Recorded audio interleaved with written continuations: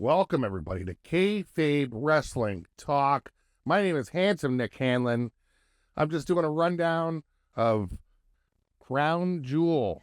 So just make sure you watch Crown Jewel before you watch this, because this is all spoilers. Don't be an idiot. I don't want to see any comments saying spoiler alert or whatever. This is just my opinion, match to match. I watch it, I give an opinion.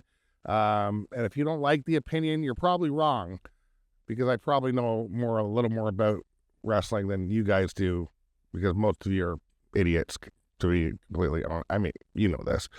I'm here in the Dirty Glass studio. I haven't talked to my twin brother, Nick Hanlon. My name's Handsome Nick Hanlon. You might wonder why I'm Handsome Nick Hanlon and he's Nick Hanlon. Well, because he's not handsome. But Denny the mixologist let me use the Dirty Glass studio today. Nobody tell Nick Hanlon about this, because I don't think he'll be happy about it. We haven't talked in a long time. We differ in opinions and morals and a lot of different things. Anyway, I'm not going to get into that. Make sure you like and subscribe. Thank you for watching Kayfabe Wrestling Talk. This is how wrestling should be talked about. And if, hey, comment, let me know what you think. It's nice to see some sort of opinions. Usually they're wrong. But hey, if you call me out, I'll bring it up on the pod and I'll let you know why you're wrong. So comment. All right.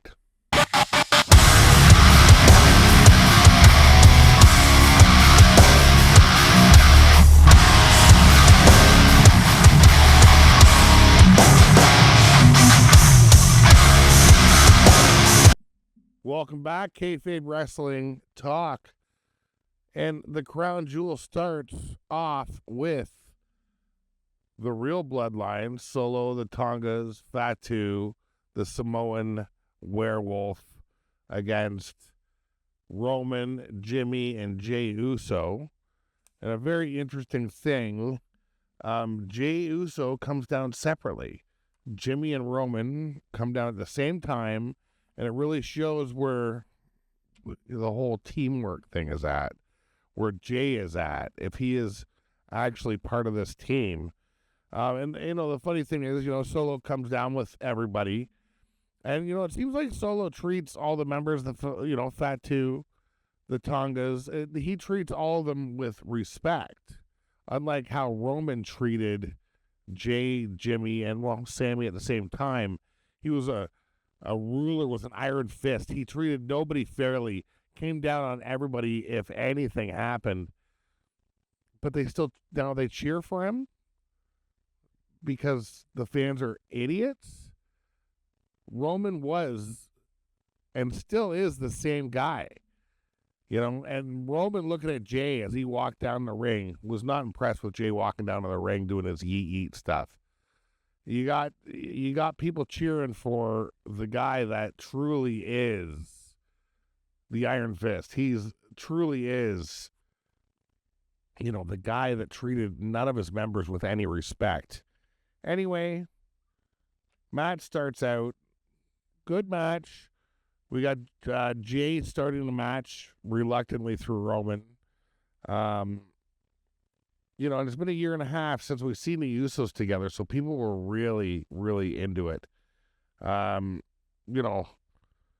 a lot of Uso double teams, because a lot of people, I guess, wanted to see the Usos. So to see the Usos double teaming up on everybody was great for the first little while. But as soon as Fatu became involved in this match, it was Fatu, half the Tongas, one of the Tongas, what's his name? Tama Tonga. Everything really went to the real bloodline side, the Solo side. As soon as Jey had any opportunity to tag Roman, he immediately hesitated. He did not want to tag him. He did not want to act as a team, unfortunately. And, when you got Roman treating you like that for so long, I understand. So with Solo being clearly the true bloodline, he really has a team and everybody respects each other. Unlike the Roman days where everybody just feared what was going to happen. With Roman, tries to spear Solo. He gets reversed, spike. And then, Roman throws Tonga into the referee. There's no referee now. Fatu just takes out everybody. Just steamrolls through everybody. Jay gets a couple super kicks through, tries to suicide dive. He just catches him in the air and just beats the crap out of him. He's not a guy that I would really want to mess with. But in the end, the Bloodline wins because the ref comes to after a little bit of back and forth with Fatu and Jay and everybody. And Solo Samoan spikes Roman twice. 1, 2, 3. Solo gets the pin. The real Bloodline, the real tribal chief gets the pin over the OTC, as they would say. And then after that, everybody, the real Bloodline, the true Bloodline, the Solo Bloodline, they want to beat the crap out of Roman. Jay tries to save him. The Bloodline beats the crap out of Jay, throws him in the ring, puts him in the corner, puts the chair around his neck. They want to take his head off. Well, here comes Sami Zayn. He comes to save the day. And everybody kind of, clears out the real Bloodline, the Solo Bloodline, with Solo being the only one left. Sami goes for a kick, and he takes out Roman. I'm not sure if he did it on purpose or not. Jimmy thinks he did. Sami ends up just leaving the ring. And, everybody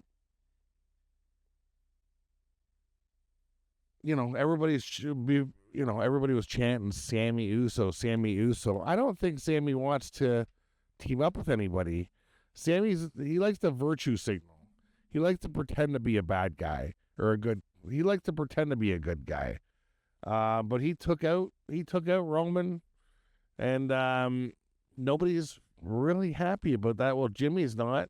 Jay's trying to defend him because it, made it look like an accident. Is it an accident? I'm not sure what side Sami's on. But right now, Solo has a pin over Roman Reigns. Roman Reigns, remember, the Iron Fist. He would treat no one with any respect, even the wise man who hasn't come back into the fold yet. And it's going to be a few weeks before all you idiots who are chanting Roman's name right now, OTC BS, will understand that Solo really was the true tribal chief, the true leader, treating everybody with respect, unlike Roman Reigns, who would just come down on anybody who made any sort of mistake. Everybody was just walking on eggshells around that guy.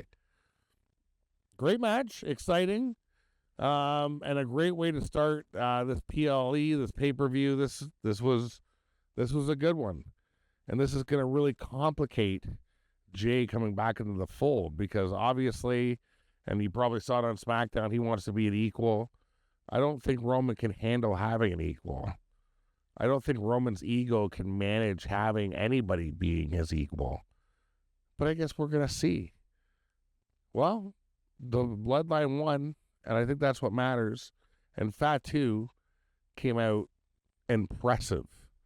That guy will rule World Wrestling Entertainment eventually. Unbelievable.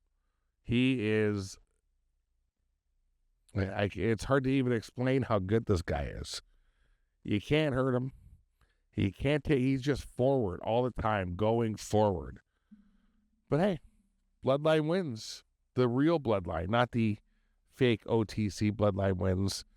Is Sami back in the crew? Did he hit Roman on purpose? Time will tell. Let's see what happens next.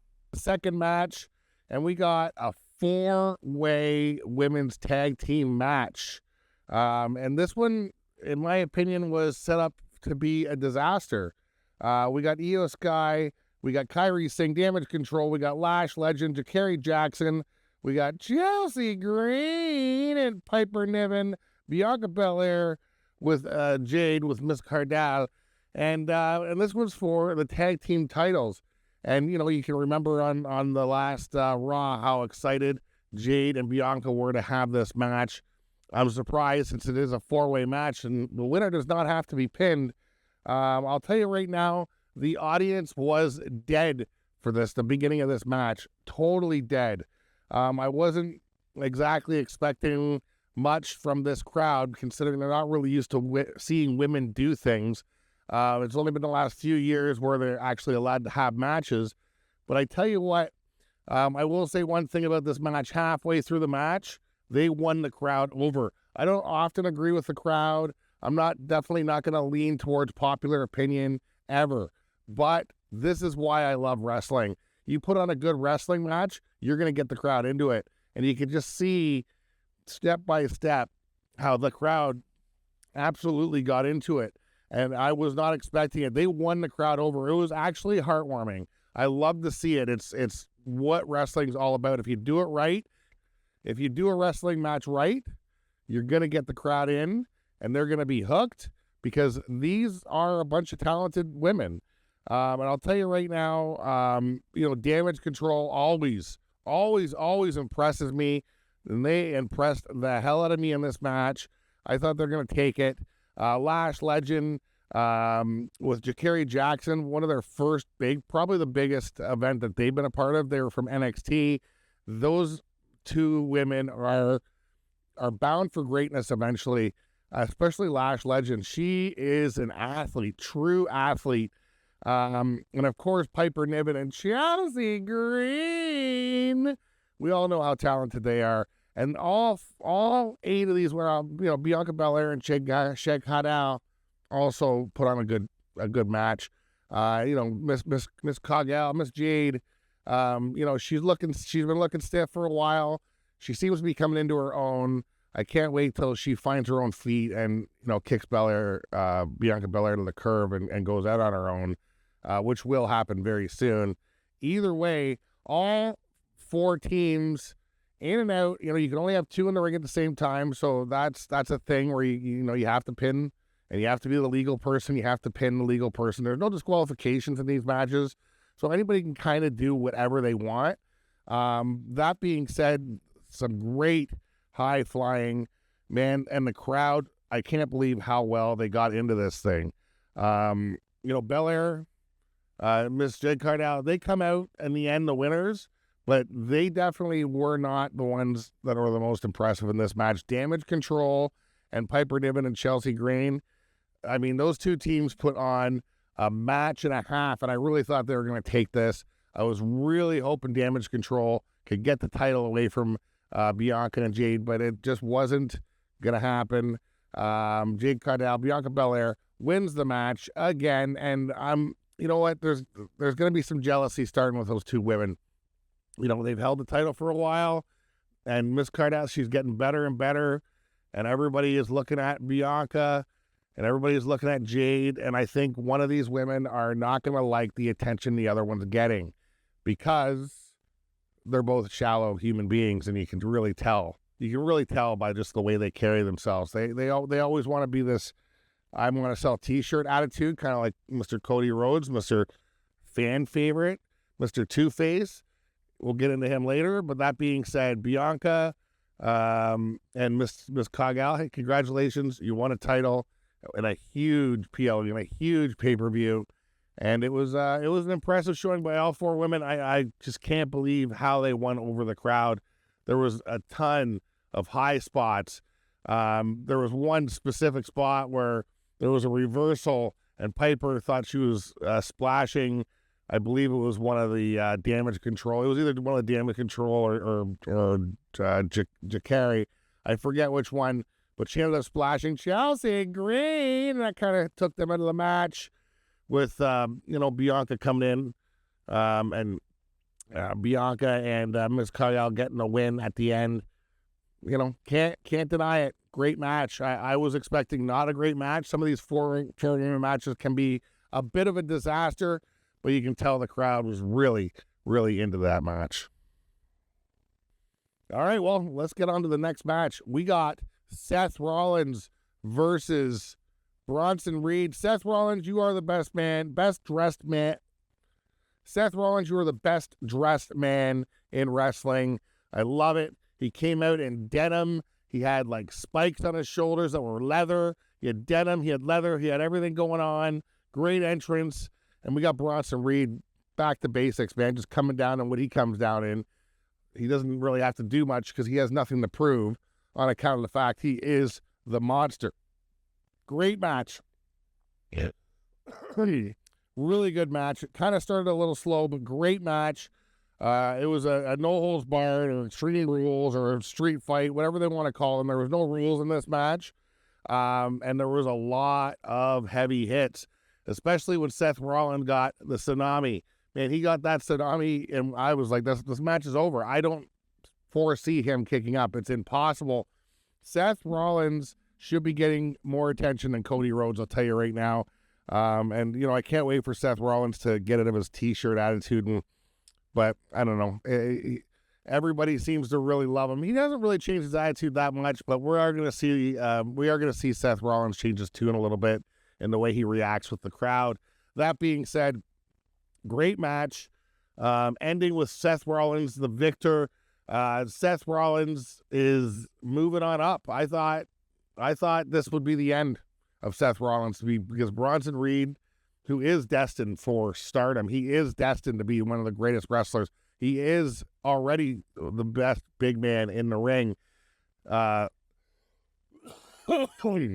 Between his speed, agility, his power, just a guy that size going off the top rope is unbelievable. But was Seth Rollins giving him a curb stomp on the stairs and then going to the top rope and doing a super curb stomp off the top rope? Well, that's what can you say? Nobody can take that kind of abuse to their head. Even a guy like Braun Strowman, who looks like he's got a fire hydrant for a head, looks like he can take a lot of abuse. But Seth Rollins comes out on top, and I really foresee Seth Rollins probably getting into that championship mindset. Whether he's going to face Gunter, whether he's going to face Cody, whether he's going to join the Royal Rumble and try and win that and pick one of them, I don't know. But Seth Rollins, with his constant injuries, he's still kicking ass. I'll tell you what. And I can't wait till we have, the old Seth back who, maybe when his wife comes back, those two will take over WWE and we'll see I don't care if I sell T-shirts, Seth Rollins. Because after you sell enough T-shirts, you got enough money in the bank, you might as well act like yourself. Either way, the crowd was so into Seth. It was off the charts. They were into Braun too. It seemed like the people were actually scared of him, as they should be. Braun Strowman will hold titles. You've heard it here first. He will hold multiple titles. But right now, he's still a little green, I guess, because Seth Rollins, he's got that Ric Flair mindset. He does outsmart him. He wins this match with brains over brawn because, what else are you going to do against Reed, right? Either way, great match. I can't wait to see these two fight again. I foresee a Hell in a Cell down the line, but one hell of a match. And this Crown Jewel, usually the matches are a bit slow because people are tired. I don't know if they got there earlier, but the energy has picked up from previous Crown Jewel PLEs, and I am very impressed so far. That being said, let's get Bronson Reed to the top, boys. Let's go, Bronson. Somebody's got to get him under his wing, and somebody's got to get Bronson under their wing so they can help him get him to the top. Maybe we got to get Rikishi managing him. I know he's got other family in there, but come on. Bronson is going to be the golden child eventually. Seth Rollins is at the end, I thought. But with Seth Rollins winning this match, it's hard to deny. He's one of the best. I can't deny it. I just wish he was doing anything he could to win, but I guess he is because he's winning. So, I don't know. Talented, speed, unbelievable. So, congrats, Seth Rollins. Boom. All right, so we got the first match for the Crown Jewel Championship, the Saudi Arabia big championship thing. And we got Liv Morgan. We got Nia Jax. And when you look at these two, you just think Nia Jax is going to just eat her alive. She's got to be 3 times the size. But Liv Morgan's the champion for a reason, because she's wily, she's smart, and she's technical. And this match started out with Nia Jax just destroying her with splashes, with power. But hey, Miss Morgan does some great reversals. She's very impressive against Nia Jax, a lot more impressive than I thought she was going to be.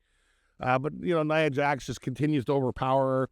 Next thing you know, Tiffy time comes down with her Money in the Bank, and Nia didn't like that she's down there trying to take her spotlight, because I don't know if Nia thought she was going to cash in on Nia or what, but she was not happy. Tiffy time showed up, and she chases her away. I mean, those two have a volatile relationship. If they can get it together, Tiffy and Nia would be champion right now, with her just destroying Miss Morgan. But that's not what happened. Nia Jax kicks her butt a little more, and then Tiffy time kind of runs back down to maybe cash in the title. Well, Raquel Welch does join the fray, who is obviously on Morgan's side, being in the Judgment Day, grabs that Money in the Bank, hits Nia with it. Nia Jax starts to get the upper hand again. Raquel Welch interferes again. A code breaker is hit on Nia Jax. Can't stop her again, and then Raquel Welch distracts the referee. There's obviously a little bit of, I don't know how to explain this finish. Do what you can to win. Good job, Liv, because Liv did what she did, and rolled up Nia to win the Crown Jewel Women's Championship. That huge, massive belt. I don't even know. Liv Morgan could live in that thing. That thing is like a doggy bed for her. It's unbelievable. And this is a huge upset. Nobody was expecting that to happen. And Nia Jax is going to get her revenge. Nia Jax is a force to be reckoned with. She's not somebody I want coming up behind me. So Miss Liv, Judgment Day, especially Miss Rodriguez, you might want to keep your eyes on your back, because Nia Jax might not be sneaky, but she's fast, she's powerful, and she will take you out. That being said, Liv Morgan, champion, totally unexpected. I love Liv Morgan. She does what she needs to do. Nothing is illegal unless the referee sees it. So Morgan got some help from Miss Rodriguez. So Nia Jax got hit with the Money in the Bank. So Dom came down and did a little bit of distracting as well. All we know is Liv Morgan won that championship. That's what's going to show in the record books. Good job, Liv. Saudi Arabia, Crown Jewel champion. Boom. Congratulations. Well, we move on to KO and RKO. And, this is a match that KO never wanted. KO didn't want to be involved in this. KO just wanted to have a team. He wanted to have friends for the first time in his career, and Randy Orton obviously had to choose Mr. Cody Rhodes' side, because Cody Rhodes is the golden child. Now, not like Randy to choose that side, RKO in his old age has become soft. I said it. He looks thick. He looks tough. He looks great, but he's gone soft. He's not the legend killer anymore. He's I better team up with the more popular one. The golden child, the golden goose. Well, I better keep it with Cody and not have KO's back. Well, KO took quite offense to that.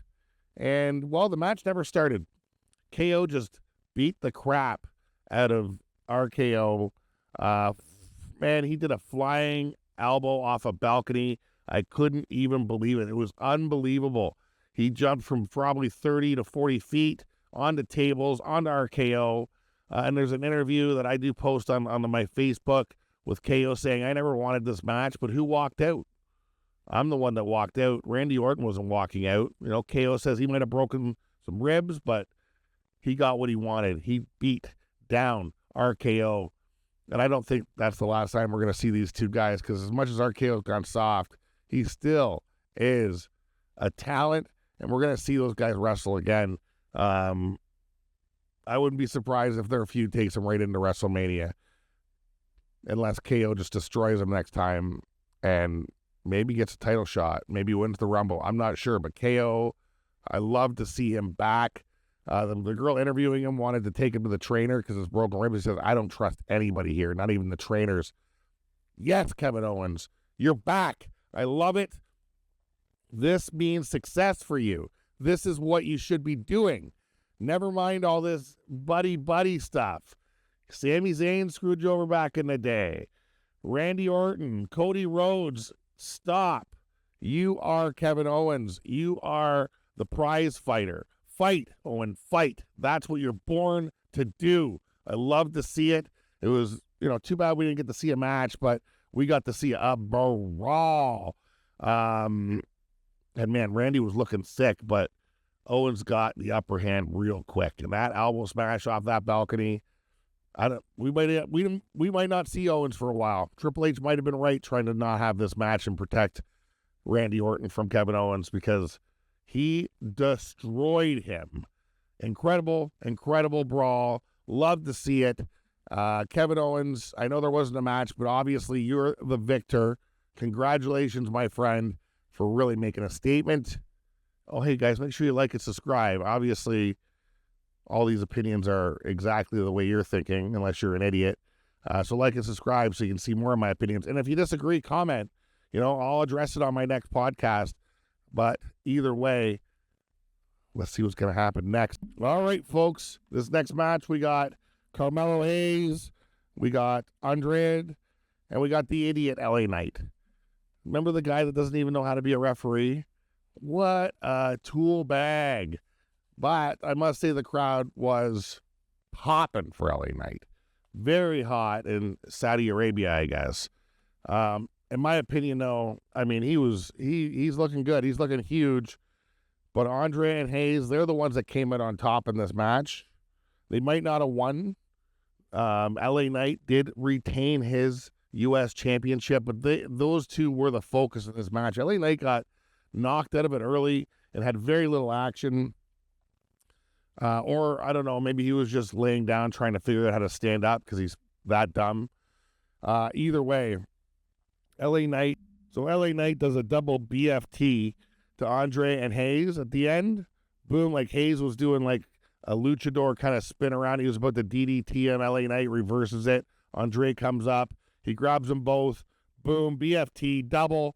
LA Knight wins the match. Great ending, great finisher to both of them. That was very impressive. I'm surprised LA Knight could think quick enough to be able to do that. Obviously, it's instinct since he's done it 100 times. The guy doesn't seem like he knows how to even read. That being said, he's still the U.S. champion. Congratulations, LA Idiot Knight, whatever. All right, main event, Saudi Arabia Championship for the men. We got Gunther, the ring is general. We got Cody Rhodes. And this is a good match. And when Cody Rhodes' entrance, the folks in Saudi Arabia, and we all know Cody Rhodes is a two-face. He just wants to sell T-shirts. But he is as over can be in Saudi Arabia. Every single word sung in that arena to Cody Rhodes' song when he came down. It was rather impressive. And the match started technical. The first 10 minutes was like just hold, kind of chain wrestling, hold, trying to get one over on each other. Everybody was playing it safe, Cody and Gunther, because they are both technically sound as can be until Cody Rhodes started doing his springboard hoppy, stuff. And that really opened up the match with Cody kind of getting the upper hand for a while. Really great technical match. And it came down to Gunther. He just, the last 10 minutes, really was just trying to sink in that sleeper hold, that dangerous sleeper hold. And he just kept on Cody. I thought it was over. I thought Cody Rhodes was done. I thought Gunther was going to get that Saudi Arabia championship match as he deserves. And Cody pulls a little Bret Hart. He has that sleeper cinched in. He falls back. Bridge is over. Gunther's 1, 2, 3.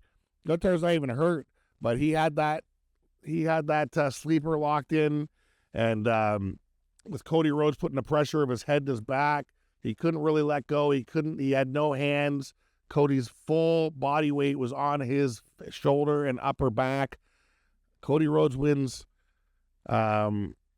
wins the Saudi Arabia championship, and some rich, really rich guys. Same with Liz Morgan came out, and I'd just like to know how much money those guys have, because I know that belt's going to be staying in Saudi Arabia.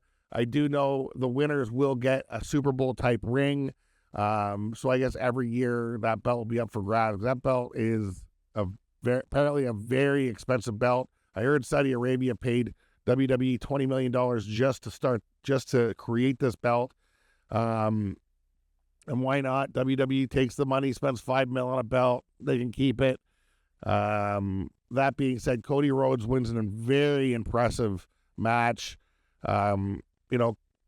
Although he is a two-face, he's a crowd butt kisser. He's trying to get the cheers. He's trying to create more stories so he can sell more T-shirts. That being said, these two guys are champions for a reason. They are truly top of the heap. Guntar, incredibly impressive in this match. Both wrestlers, incredibly technical.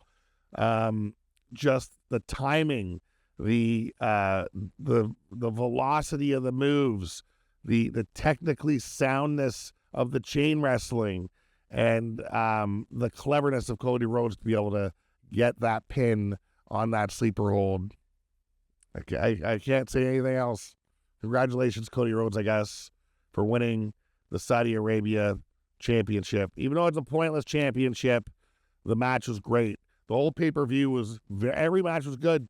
There wasn't a slowdown. Usually there's some jet lag. It was a smaller arena as well, so it felt the energy. You could feel the energy compared to when, it was the first 15 rows were just those like Saudi princes and nobody cheered. Now it seems like a little more people are into it. You actually saw some girls in the crowd, which was refreshing. Maybe WWE is making changes over there. Maybe Saudi Arabia is making it look like they're making changes. I don't know. But either way, PLE, great job. This was a good pay-per-view. Out of 5, I'd give the whole pay-per-view probably a 4. Every match was good. And that's all I got to say about that. This is kayfabe wrestling talk, the way wrestling should be talked about. Like, subscribe, comment, let me know what you think. And if you have a different opinion, you're probably wrong, but go ahead and make a comment, and I'll point out why you're wrong. Like and subscribe. Have a great week, and I'll see you at Raw.